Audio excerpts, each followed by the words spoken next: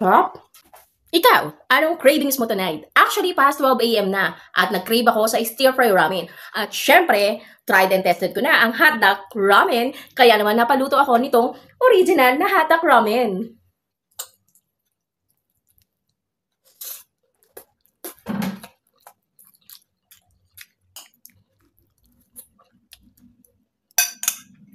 Actually, spicy talaga siya.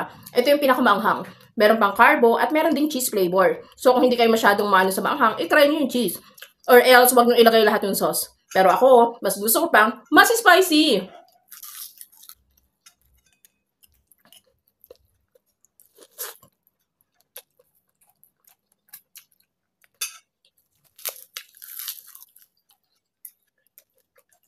Actually, malaki talaga to.